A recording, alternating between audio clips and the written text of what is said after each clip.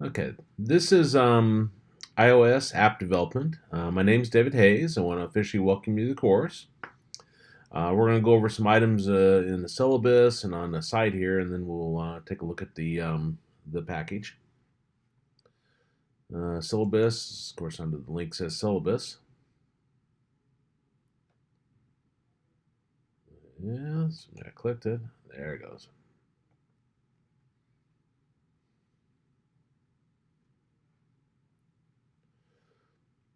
Okay, and here's my phone number, my email address.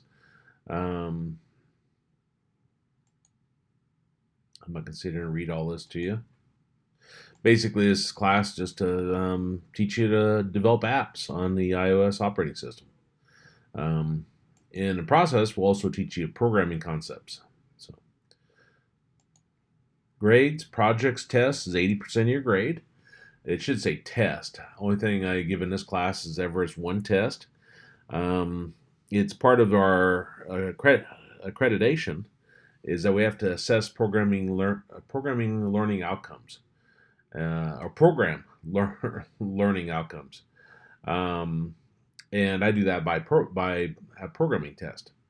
So it's 3 questions. It asks you to program an if-else, a for loop, and a while loop. So it's nothing really intense, but those are definitely three main things people should know coming out of a basic programming class.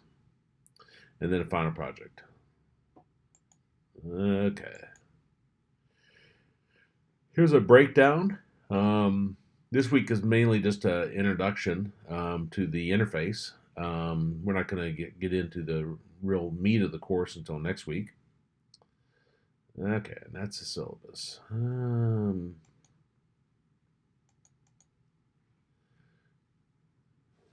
Not the greatest at Mac, so I'll go ahead and tell you that.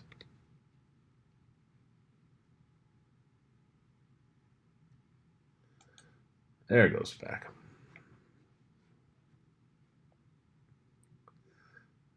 Close that. Okay, and then under course content, we're gonna have this. And part of what I'll be teaching you as we go along is if you've never used a Mac, it's kind of different. And so I'll go over some different topics there. Again, I'm not a Mac expert, not in any sense. Mainly Windows is what I work with all the time. Just when I teach the iOS app development class, the only time I really use my MacBook. Mainly because the screen's so small, and it's just different. I like Windows. Okay. Let's talk about synchronous learning. Here's the Zoom link.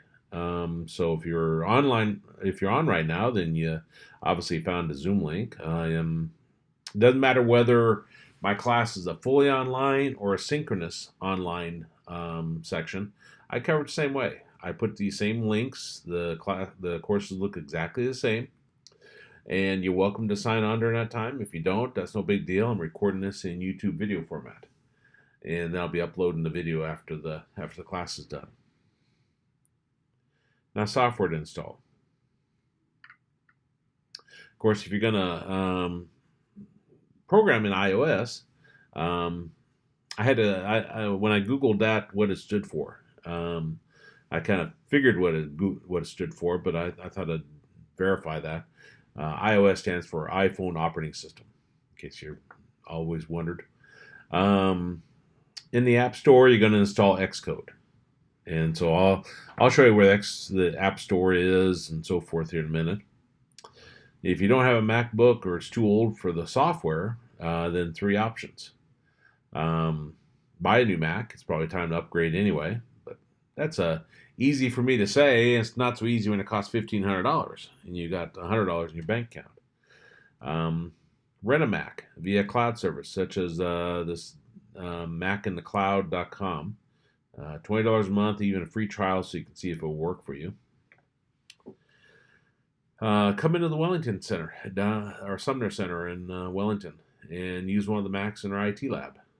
These are the times when I'll definitely be in there for long periods of time. So Monday 4 to 9:30 p.m., Tuesday 4 to 5:30 p.m., Wednesday 4 to 6, and or Thursday 4 to 5:30. You're welcome to come in all those times if you want. Those times I just get on to help people via Zoom anyway. Let's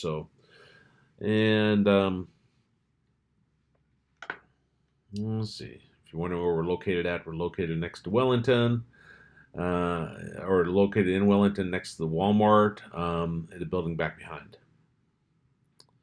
It's not that big of a building. So if you walk around, there's only three offices, 4 offices. I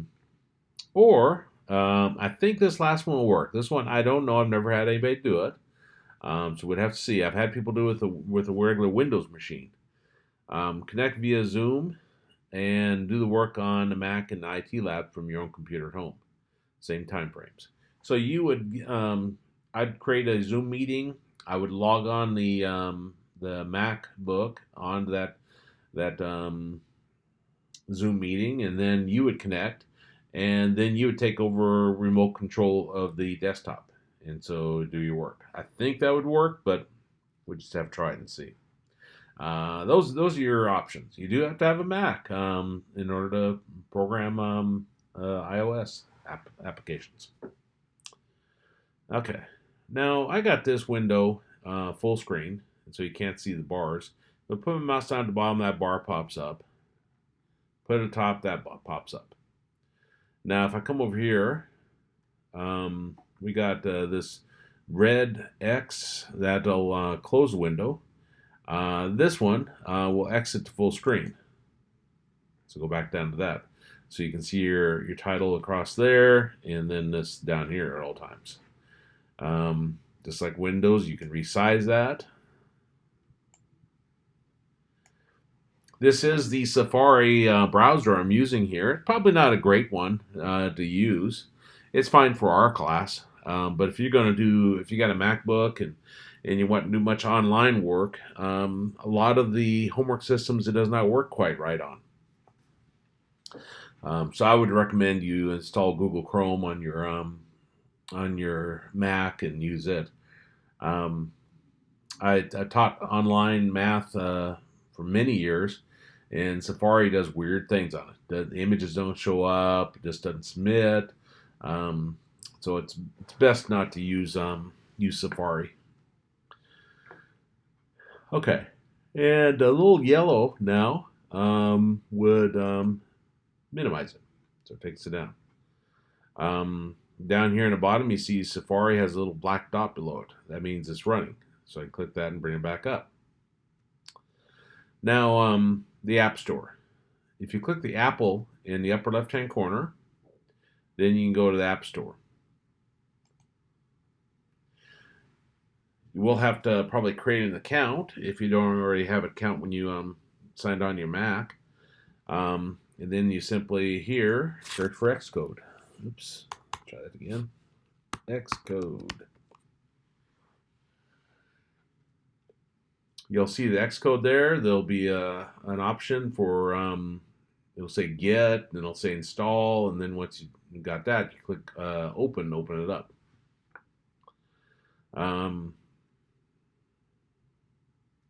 Part of the App Store. See how you can do App Store or quit App Store, is you may have to give permissions. So let me talk about that. Click the apple, go to System Preferences. You probably see this, unless you're already in one of these. For example, if I'm in the battery. I'm sitting right here. Excuse me. To get back, you have to do this less than here, this arrow going back, not to get back to here. Now, if you need to make changes to something, specifically like security items like that, security and privacy, for example,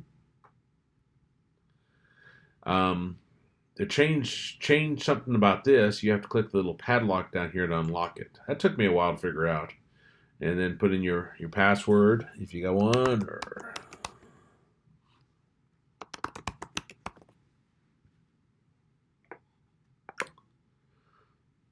And now you can change different items here.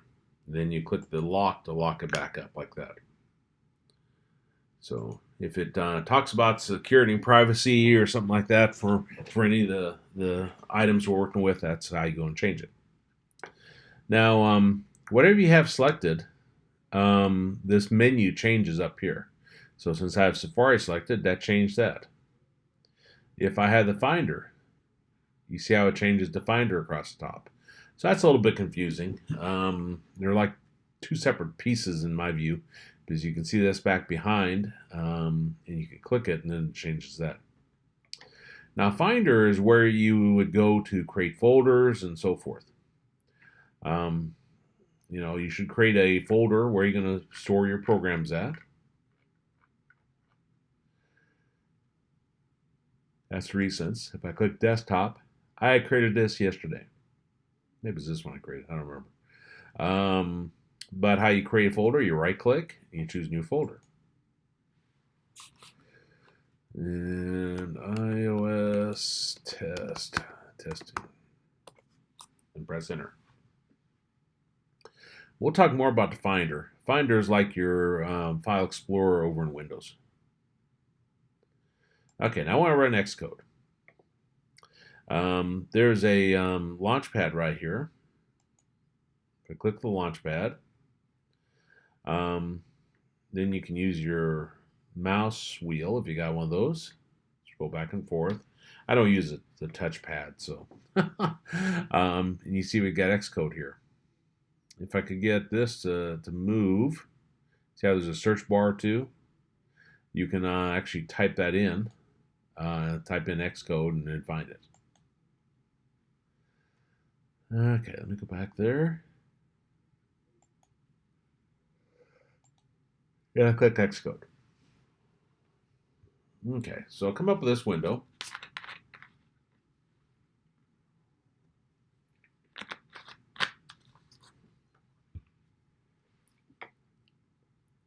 That's how you get into the software.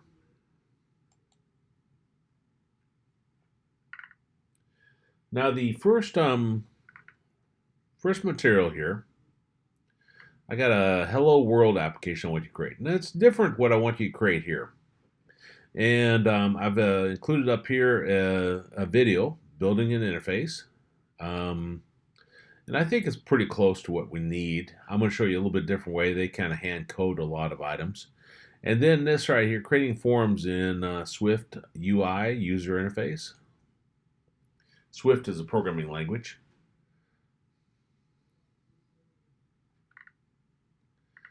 So it'll come up here and it'll tell us how to program a text field.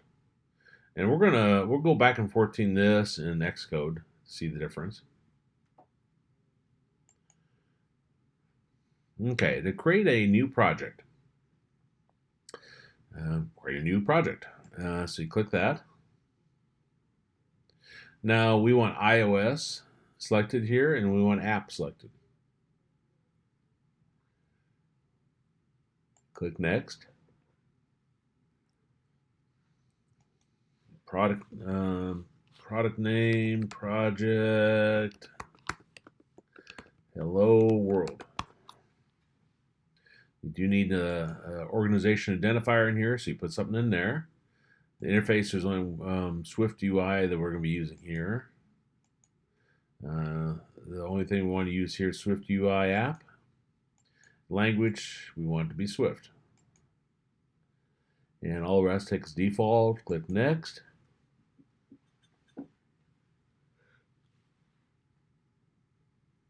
Now here's where we can do a drop-down folder and change it to wherever you use. Like I stored mine under my desktop. So I click there. And you see I got my iOS testing here. You can double click this. You can also create a new folder if you want. And then click create. Like I say, double clicking that does it.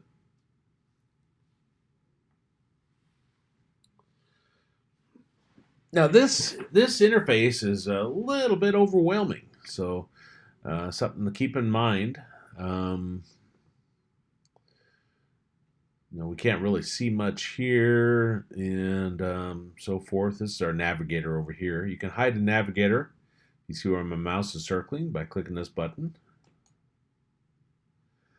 Like that. If you want to make it full screen, you can. I can hide this far right window over here by clicking that. Now, I don't know why this does this. I was watching the video. Maybe it's that video I put out there. But he was talking about how it just seems kind of glitchy at times. And yeah, it does. This is pretty new. When I taught this course last year, I was using a different interface. They've redone this completely. So I'm having to learn myself. So that's why I think there might be even little glitches here. You see how it says automatic preview updating paused? If you click resume.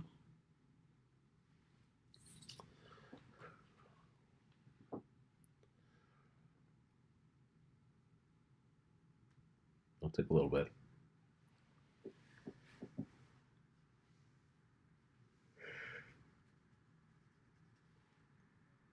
There we go.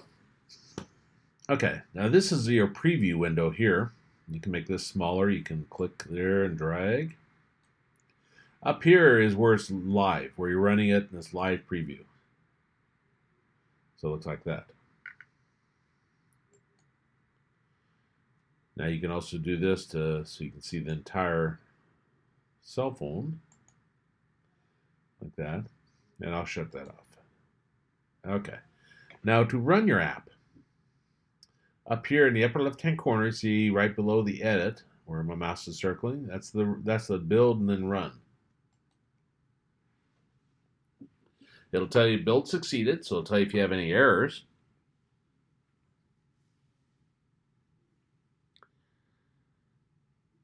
And I don't know if it pops up. Sometimes there it did.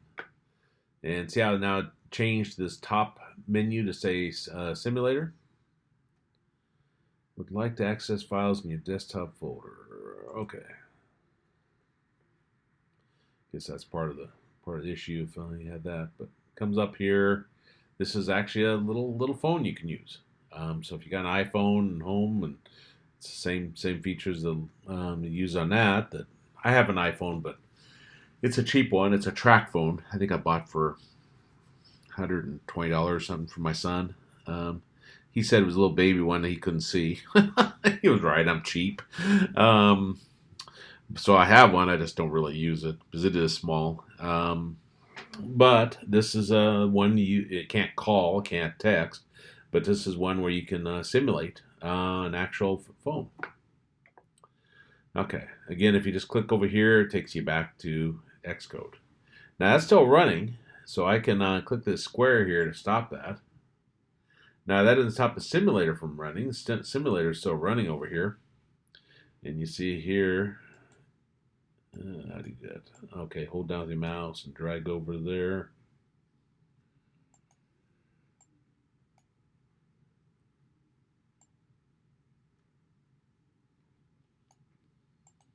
See, just like normal. Now I don't use it, so I don't even know how you.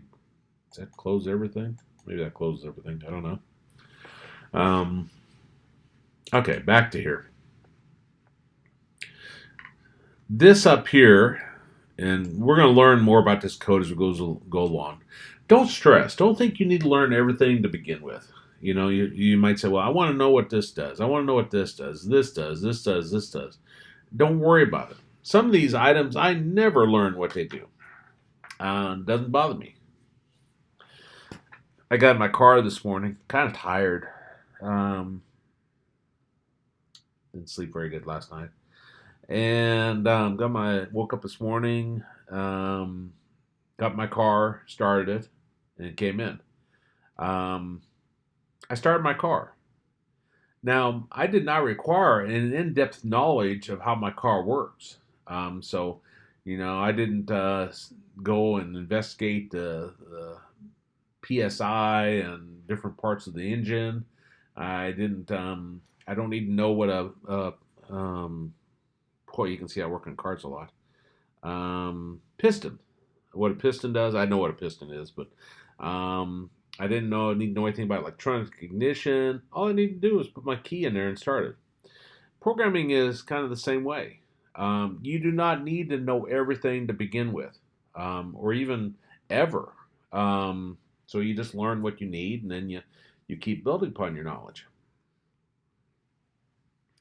Now, in general, two slashes like this indicate comments. That means you can put anything up here. You see, it put some default ones. Have a happy day. So you can put anything up there. It doesn't care. You don't have to just put them up there. You can put them anywhere down here. Now, import. In programming, you bring in code that other people have written.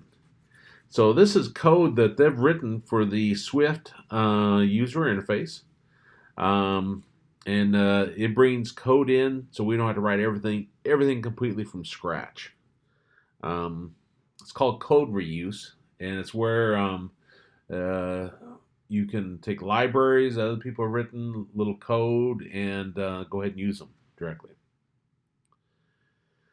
Now here we got structure, content, view, and this is where we're going to put our focus this morning.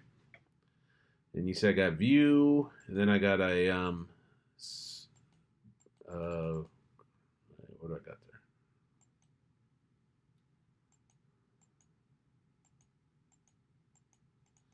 Looks like you can only get it one time.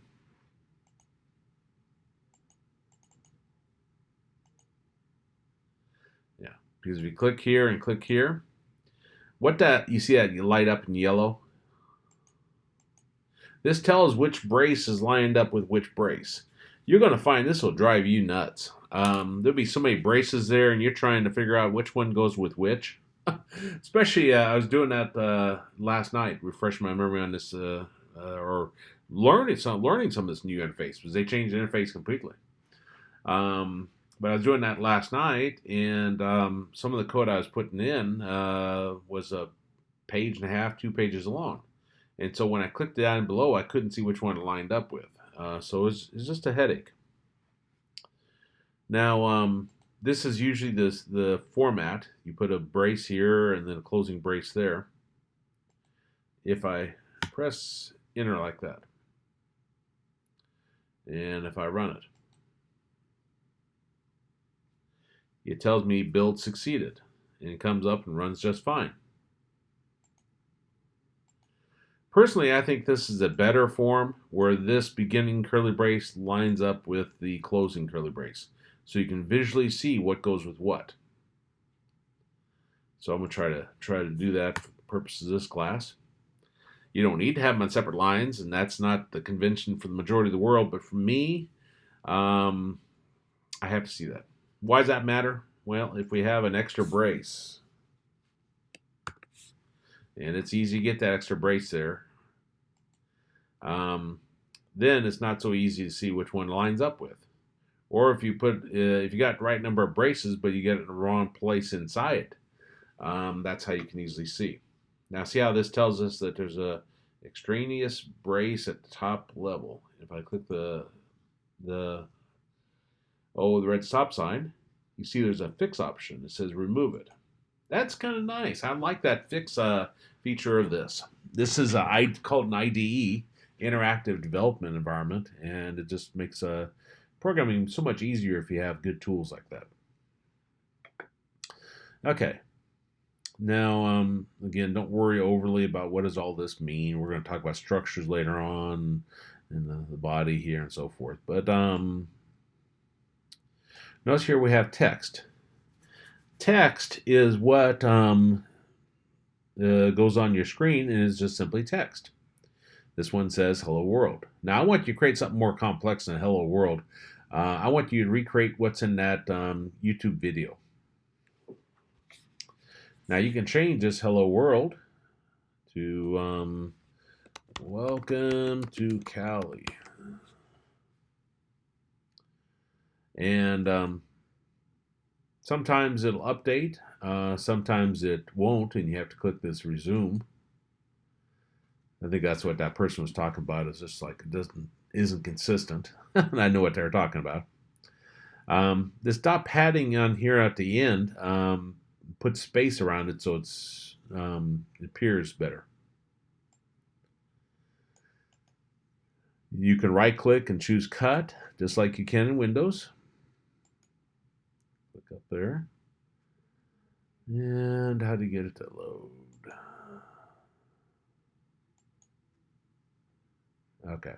Well, I didn't appear like that, but there really wasn't anything around it. We're gonna see that more later on. Paste would put it back. There we go. And get messed up where my braces were.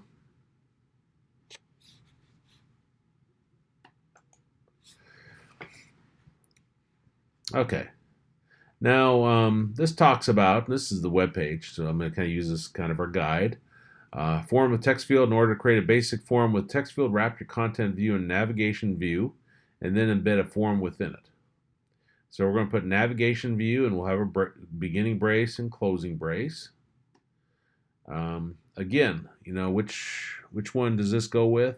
Now, people like the pattern that the closing brace lines up with the first letter of where it starts instead of lining up with the brace, and that's fine. So you can see that this one right here matches up with the navigation view. This one right here matches up with the form. But anyway, nevertheless, I need navigation view. If I come back to here, now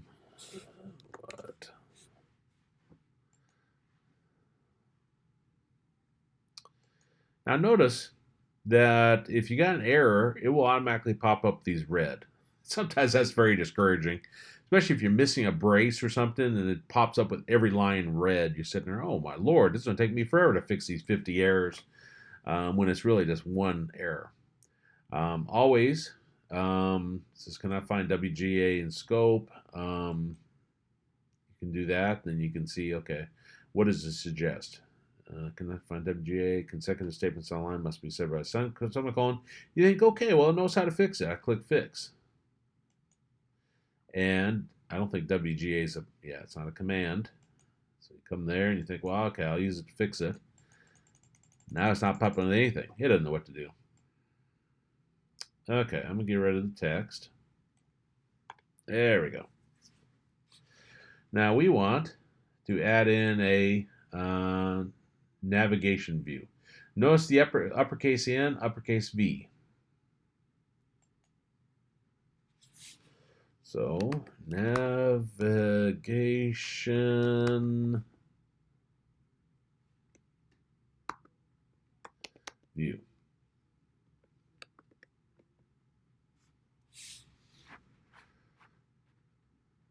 And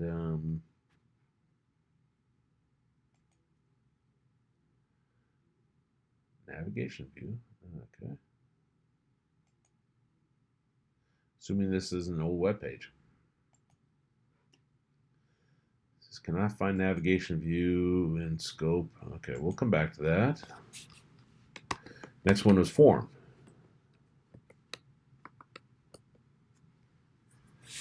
Like that. I don't. This is a better way of doing this. So if this doesn't work, then we'll approach out of the way. And then text field. And then username, and then what you see there.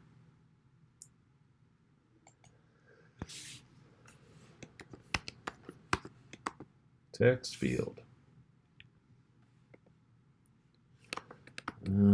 Testing or num1. And was it a comma, I think? Comma.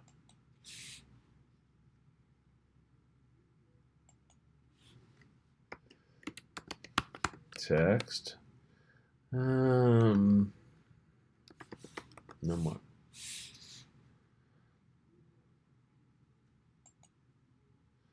And I find num1 scope. We'd have to put it up here. You see up here they got @state var username equals. So let me copy that cheat. That's under view.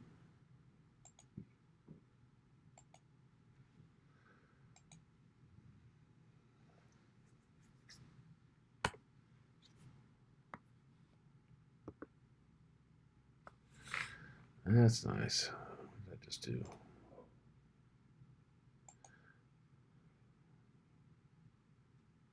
It's not username. I called it num1.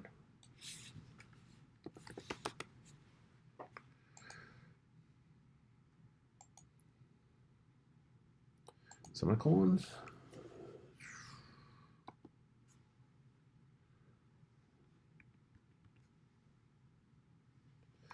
I get the languages mixed up.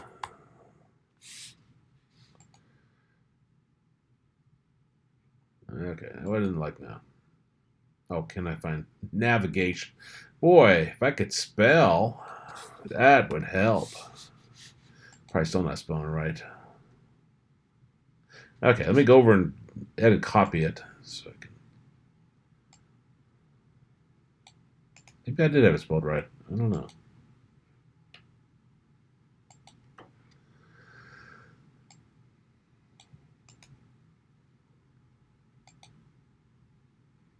There it goes. Change blue, purple, or whatever that color is. Back. How do I do it back?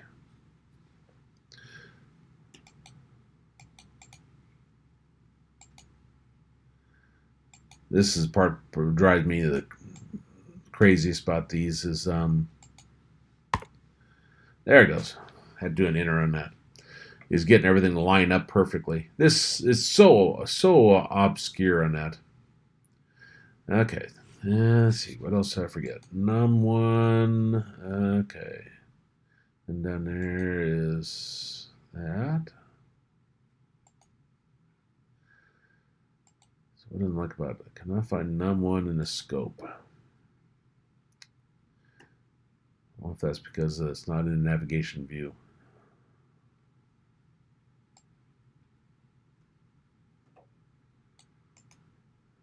Scope means where it's valid at. Let me try to put it in here.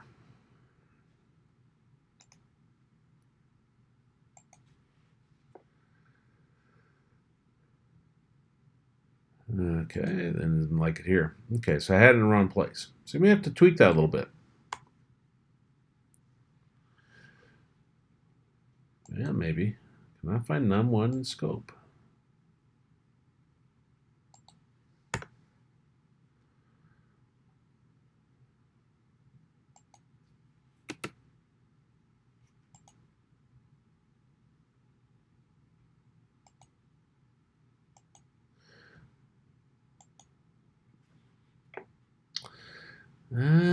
At state.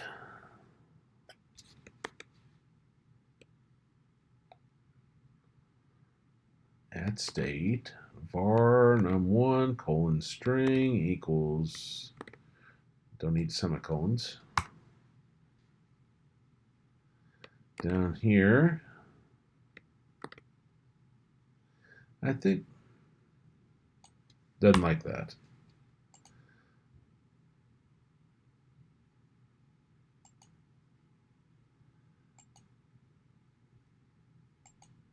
Sure doesn't like num1.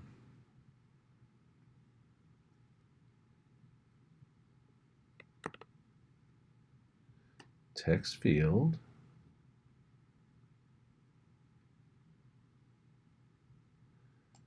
All right, let me change this to username.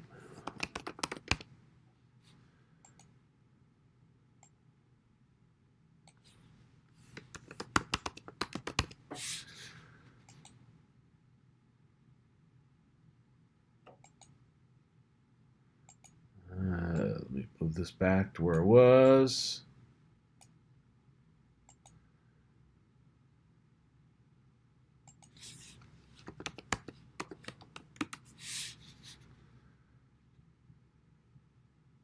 Now that's got me puzzled.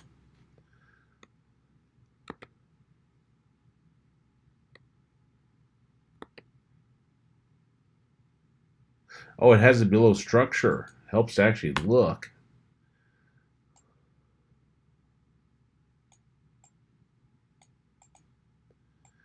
Okay, let's move this right up here.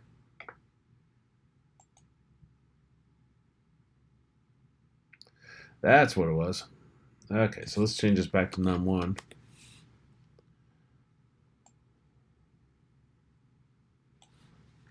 That'll drive you crazy, those little red windows, little red boxes popping up till you have something wrong.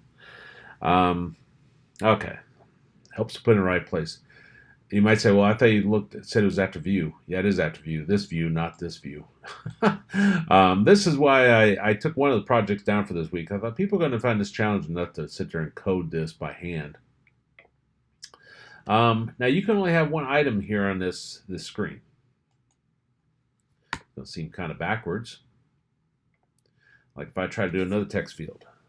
Text field number 2. Text num2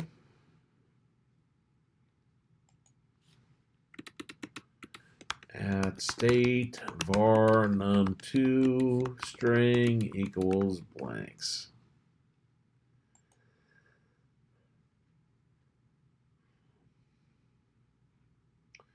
Now, why isn't this again? Failed to build. Try again. This is what they're talking about. A little bit flaky.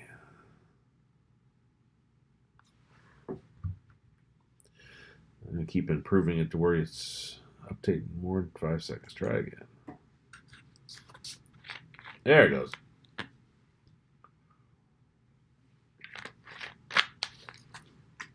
Normally, you can only have one item on the screen, unless you start embedding it within some different containers, which we'll look at. There's a vertical layout, horizontal layout, and so forth. Okay. And they talk about all these, and they show how to go through and build these, and so forth. Now, I don't care if you build the one that's in the video or the one that's on this webpage. Your choice. You don't have to do both. But I want you to go through, and that's going to be the project, is to create this app. Try to do it by hand. You probably have to start over a few times because you'll delete things you shouldn't.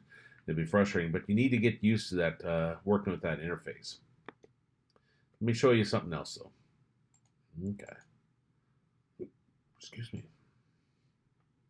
I get rid of those.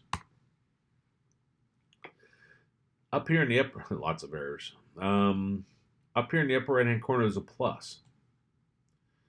This is where you can come down here and you can scroll. And let's say I want to drop a text field on there. Or what did I just do? Was it a text? It's a text, wasn't it? Drag and drop that on there. And I'm drag and dropping in the code and see how it puts text there. I wish there was some way to dock this, and there probably is, and I just don't know it. But if you drag another text on there. Remember how I said you can only have one item on each? You put it down here. So, again, not very meaningful if you only can have one item. So what you do is, like we saw with that first example did by hand, you have a container. Where's my containers? Okay, here's some containers. Like if I choose vertical stack, and if I drag that on there, then we see where it says content. This is where I'm going to put my, let me delete that. That's where I'm going to put my text at. So if I scroll up, drag text there, do an enter, do my plus,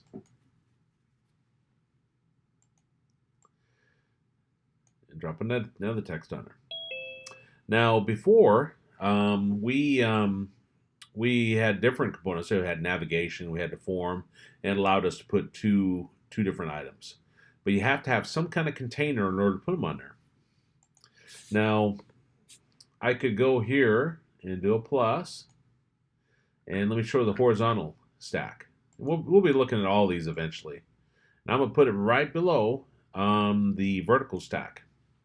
Now, this is why it's, when you're trying to figure out where to place things, this is why it's important. See how it threw it down here? That's not what we wanted. We wanted it up here.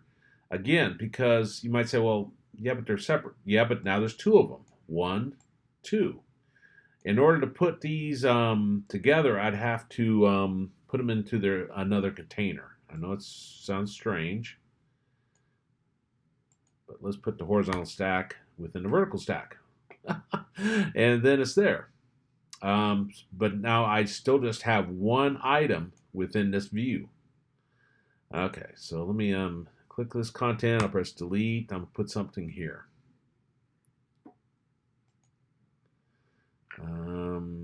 Scroll up. What do I want to put?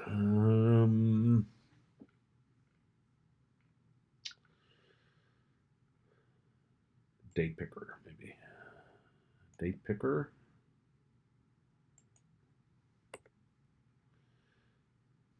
And since that takes the entire screen, it probably doesn't. That probably wasn't a good choice. If I want to put something right beside it, horizontal stack means you can put something beside it. But let me choose something. We'll see what it looks like. Probably looks horrible. We'll do an edit button.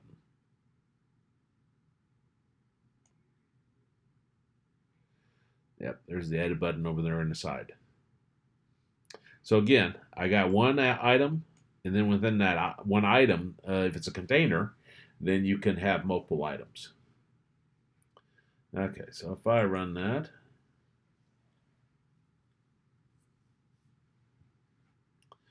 then you see we've got a placeholder. You know, if you click that, it pops up with this, so forth.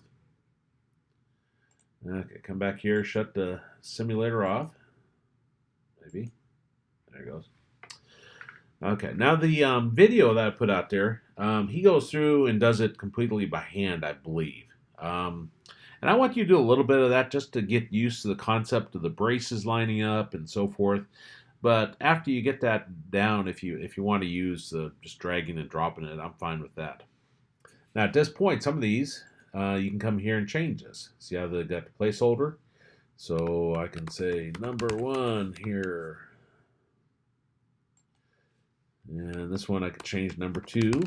Again, noticing the pattern with the quotes around there, and click resume so it rebuilds it. Now, there's also under view, there's under inspectors, attributes. Takes up a little bit more screen real estate, but then wherever you have your cursor at, it changes this over here. So if you want to change what the text says, you can click it here. Sales. You see there's a font. Different types of fonts you can choose.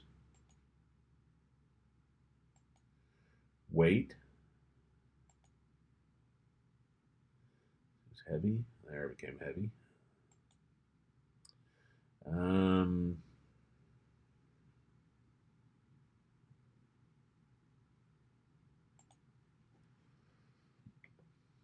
Change it red. So align it.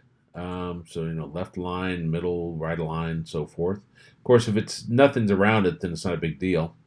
Before I talked about the padding and didn't feel like anything changed. See padding here. See how that was just as tight as can be, that box around the sales? So now with padding, you can change it.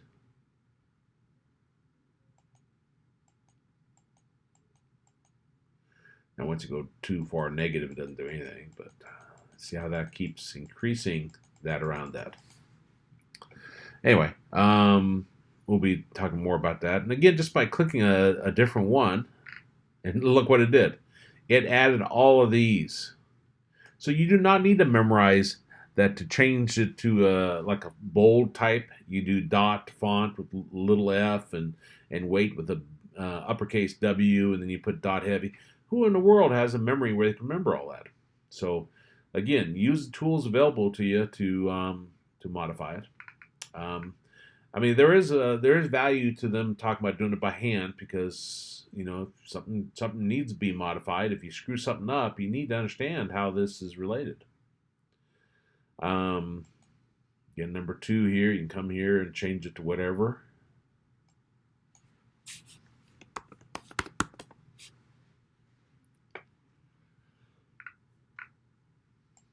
edit button. Not a whole lot there you can do.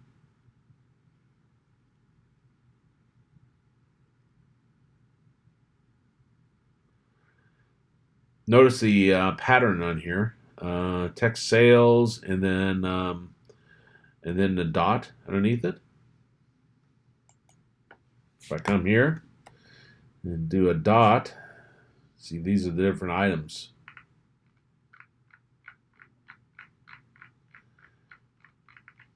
Remember me talking about how you shouldn't try to learn everything to begin with? What do all these do? I have no clue. I'm guessing shadow probably puts a shadow around it of some sort. Don't know the syntax of it. Color, radius, X, Y. I'll just choose radius there. And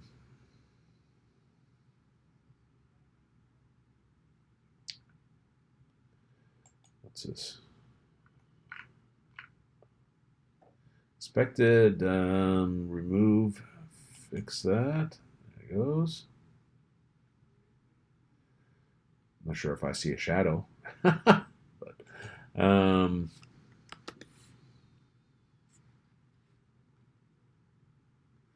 never used a shadow, so I don't even know what it's supposed to look like. But anyway, it shows you that you can do the dot and then have it pop up. That's referred to in a lot of places as code completion windows. It throws you at first because you're always having these windows pop up and you hate it. But then once you get used to it, you learn that you love it because then you don't have to memorize everything under the sun. You just have to start typing and it'll pop up and then you can fill it in. I'm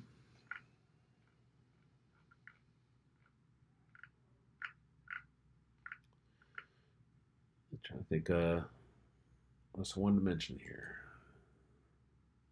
Save, file save. It's kind of an important piece.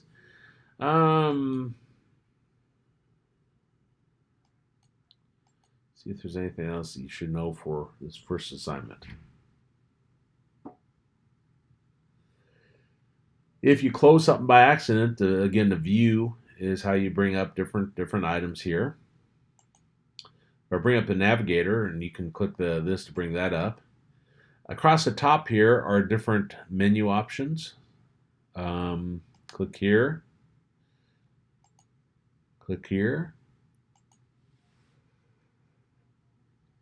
If you put your mouse over it and leave it, it says show the issue navigator, show the test navigator, show the debug navigator. That's probably breakpoints. Yeah.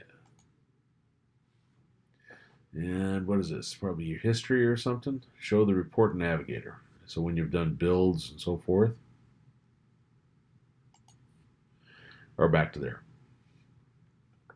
Now if you close or you don't have it open or close it by accident or something, if you saw the project open, all you do is click the particular file and it'll change it to whatever you're working with.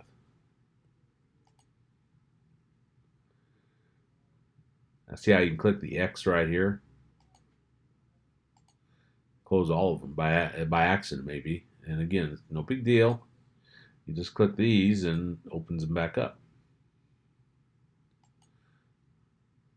Some of them are assets. Some of them are code files. Some of them are lists, properties.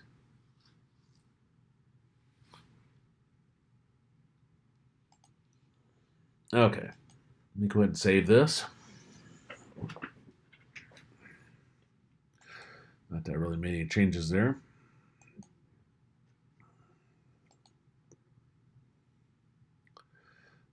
Find.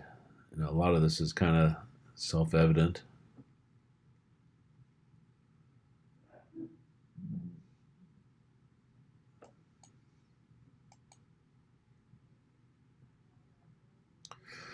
Here under help, you see how there's different developer documentation, xcode help, you know, a lot of different places. Swift programming language book, you know, that might be a worthwhile one there. So if you're trying to figure out how to do something, you come here and see how to do functions. Here's how you declare a function. I think their documentation is actually pretty good. There's no book for the class, and that may seem like, well, that's kind of, why is no book? Well, when they put all this out there on the internet, why would you require people to buy a book? Especially since they change this so often. Like I said, the interface just changed dramatically from last time I taught this class. If it changes so dramatically, why not use this as your documentation? Now, if the documentation did not exist or wasn't very good, then that'd be one thing. Okay. So let me close that. Of course, here's the big part. If I remember where in the world I put it. Let's see. Close project. File, close project. And I go to my Finder. This little blue and white-faced individual. Pretty sure I saved it on my desktop. I think I saved it under the iOS testing, and here it is. So if you're looking to turn in a project, you come here, you right-click on that, and you choose compress. It's different than Windows. So you right-click on that and you choose compress. It'll create a zip file just like Windows. You want to do that off the main folder. You don't want to double-click in and do it off anything here. You just want to do it off the main folder under your main folder where you're saving items. So now, go back to here. Not very good with Safari, so or Mac. I don't work with Mac all the time. I should. I really do like Mac, but I think the main thing is just this laptop is so small to look at. Okay, so I'm gonna go to the Hello World, get it all done. I get it zipped up. I come down here, click Browse Local Files, and you go to Desktop, iOS Testing, and there's my zip file, and you double-click it. And I'm an instructor, so I can't actually save this, but then you would click the Submit right here, and that's how you turn in your project.